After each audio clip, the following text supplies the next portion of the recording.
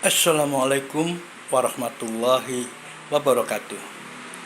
Jumpa dengan Guru Bangsa Channel, channel yang ikut serta dalam mencerdaskan kehidupan bangsa. Bagi Anda yang belum subscribe, silakan subscribe. Klik like and share agar manfaat dari konten ini dapat tersebar lebih luas. Selamat mengikuti. Saudara, 3 capres sudah kami telisik kelemahan-kelemahannya. Kelemahan-kelemahan itu bukan berarti untuk membuka aib, tetapi hanya untuk sebagai bahan analisa SWOT. Ya, kerennya bahan analisa SWOT bagi masyarakat. Nah, saya sudah menganalisanya sesuai dengan kemampuan saya tentunya, dengan analisa weakness-nya. Ya. Kalau masalah strong-nya itu sudah diungkapkan oleh tim sukses, itu sabrek-gabrek. Jadi saya hanya mengambil bagian yang weakness-nya, ya, weakness-nya. Memang ada yang opportunity, misalnya opportunity-nya Prabowo yang umurnya sekian. Nah, itu memang saya juga menjadi titik analisa, ya. Kemudian ada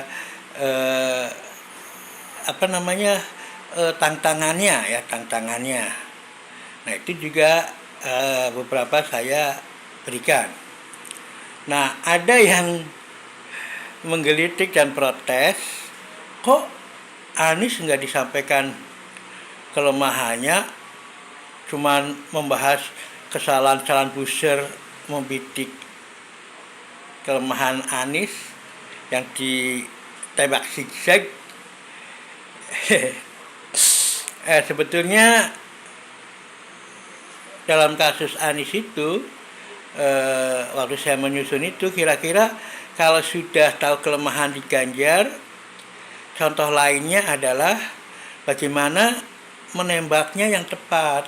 Jadi bagaimana menembak kesalahan-kesalahan Anies dengan tepat, itu yang saya berikan koreksi, ya, dari para buzzer, terutama yang justru membuat berbalik, ya, membuat orang nggak percaya karena sudah melihat fakta-fakta yang diberikan oleh Anies. Nah, itu yang saya berikan. Jadi ya buffer aja sebetulnya. Tapi nggak apa-apa, saya akan berikan mungkin 2 kelemahan Anies, ya, 2 kelemahan Anies. Saya melihatnya 2 kelemahan Anies, dan ini fakta, ya, fakta. Ya, faktanya memang Anies adalah capres yang paling miskin, ya. Mungkin paling kaya adalah Prabowo, sudah saya sebutkan kekuatan finansialnya, ya kan. Kemudian Ganjar kaya raya, sedangkan Anies memang paling miskin. Ya. Jadi salah satu kelemahan Anies adalah dalam hal finansial. Nah, kelemahan finansial ini harus diantisipasi oleh tim suksesnya, dan juga jangan membuat tim lawan terjebak untuk main money politik. Oh, Anies miskin ini, yuk kita sebar. Nah, itu bisa berabe tuh, ya, bisa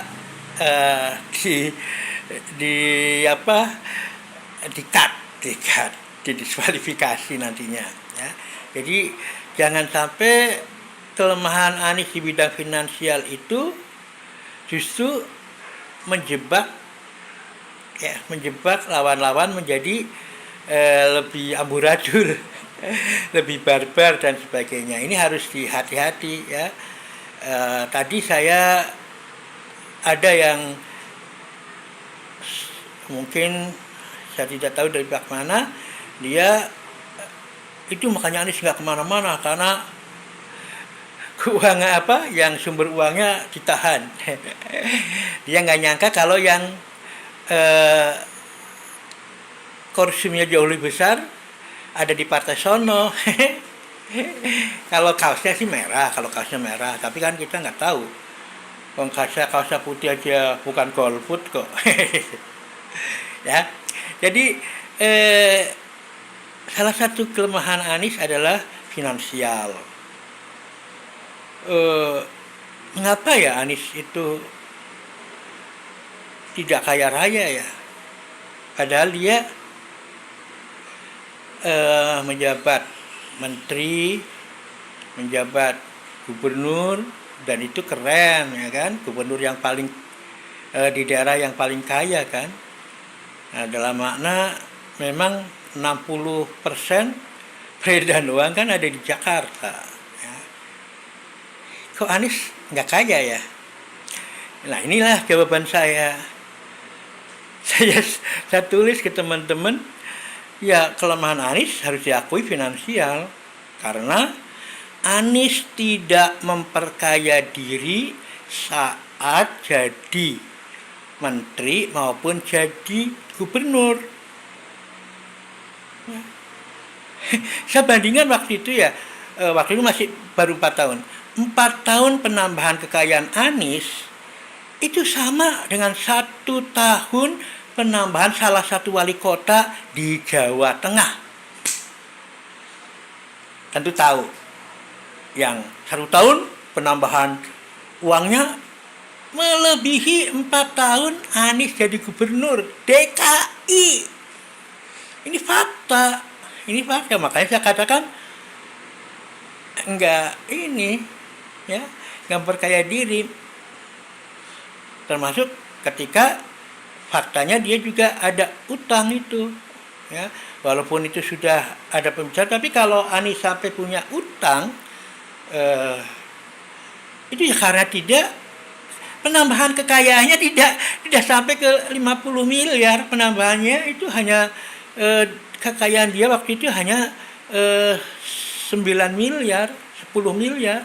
Penambahannya jauh di bawah dari wali kota, salah satu wali kota di Jawa Tengah ya. Jadi saya katakan itu memang real kelemahan Anies bidang finansial. Nah, makanya tim relawannya itu benar-benar harus relawan serela-relanya ya. Dan jangan sampai kayak relawan-relawan yang pernah ada lah ya, nanti dapat kapling ini. Jangan. Jadilah relawan serela-relanya. Karena Anies biasanya kerjanya adalah memilih itu orang yang tepat, tidak mau karena dia relawan dipilih. Itu Anies. Jadi jangan sampai membebani kerja Anies nanti dengan harapan pribadinya. Jadilah relawan serela-relanya. Itu karena karakter Aniesnya begitu. Nah, itulah yang harus dijaga oleh para relawannya ya. Para relawannya termasuk partai-partainya ya. Nah, ini memang menjadi semacam dilematis ya. Partai-partai kontok-kontokan untuk bisa mendapat ini. Nah, itu kan para relawan dengan rela-relanya memperjuangkan Aniesnya. Nah, ini yang harus dibicarakan dengan para partai itu ya. Para partai pun jangan sampai tapi saya salut dengan pernyataannya AHY itu, saya salut ya. Dia itu saya tidak urusan mau jadi apa, tapi yang penting ini memperjuangkan Anies. Itu sip. Itu namanya sip ya. Makanya jadilah serela-relanya. Nah, jadilah relawan serela-relanya. Jadilah relawan hakko, relawan. Relawan yang sebenar-benarnya. Itu yang mestinya harus dikedepankan ya, karena memang faktanya begitu.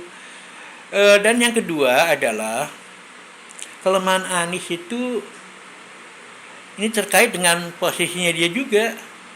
Anies itu orang yang jujur orang yang baik, orang yang percaya pada orang lain. Nah, ini bisa menjadi titik lemah Anies, di mana dia tidak menyangka kalau orang yang dianggap baik itu betul-betul baik, tetapi ternyata bisa saja dia selingkuh, ya kan? Itu kelemahan orang baik, ya. Kelemahan orang baik itu menganggap orang baik dan kadang-kadang tidak baik. Nah, ini yang menjadi kelemahan juga.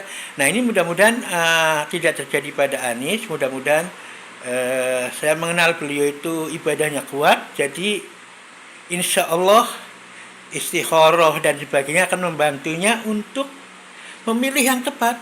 Ya, karena dalam istikharah kan kita memilih yang sebaik-baiknya. Jadi don't worry dengan pernyataan saya kelemahan Anies itu. Don't worry, karena memang sebetulnya manusia tidak ada yang sempurna. Tak ada manusia yang terlahir sempurna, ya kan? Jadi al-insan mahalul khata, kan? Jadi Anies pun punya kelemahan. Nah, kelemahan-kelemahan orang baik ya itu tadi. Kelemahan-kelemahan orang baik adalah menganggap orang lain baik, ya. Dan kadang-kadang bisa terjebak lepas kontrol, mengaku ini. Saya pernah merasakan, saya pernah meneliti atau ya katakanlah membandingkan, ya, misalnya ketika Anies jadi menteri waktu itu, Anies memang sudah mendistribusikan uang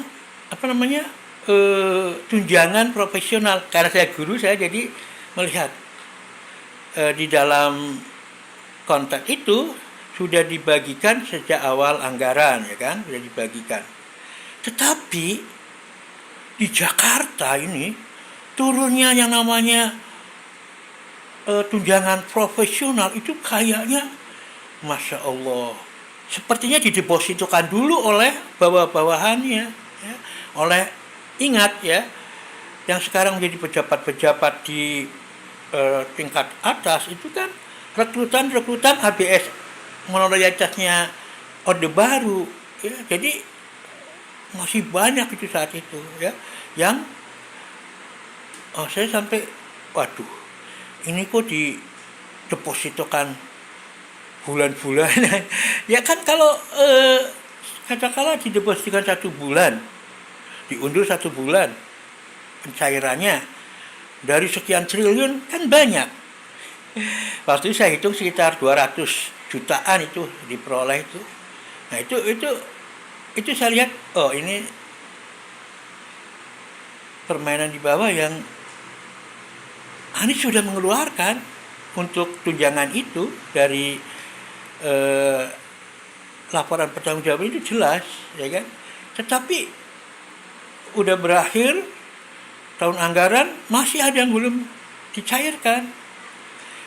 Banyak cara permainannya, misalnya dengan persyaratan-persyaratan yang belum verbalah, inilah.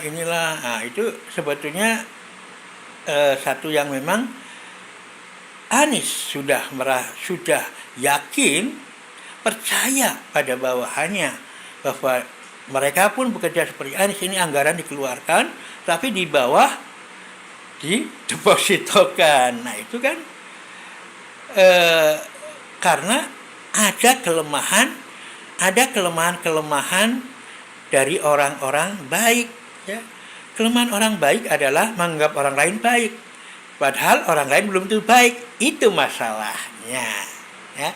Jadi saya melihat dua kelemahan Anies, ada finansial dan sikap Anies yang memang percaya benar, karena dia memang orang yang baik, ya, jujur, dia menganggap orang lain baik dan jujur.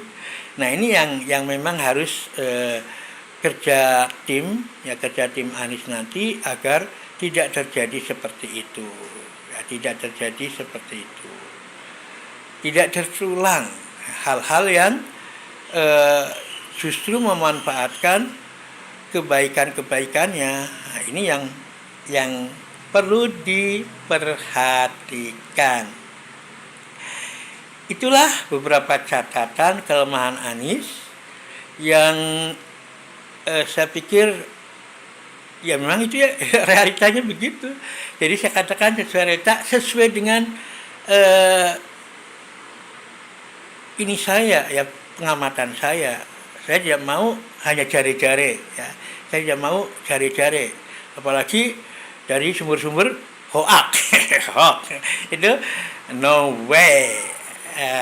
Karena Guru Bangsa Channel adalah channel yang mencerdaskan kehidupan bangsa. No hoax, no fitnah, no namimah. Tidak ada dusta, tidak ada fitnah, dan tidak ada adu domba, adu domba, adu domba, domba diadu-adu, kata Rhoma Irama.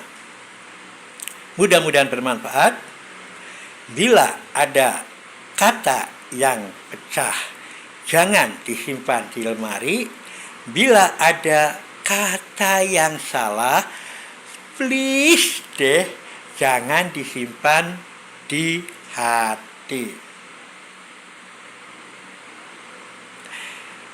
Kupat lawe santen, biri lepat, kula nyuwun pangapunten. Akhirul kalam, billahi taufik wal hidayah. Wassalamualaikum warahmatullahi wabarakatuh. Merdeka!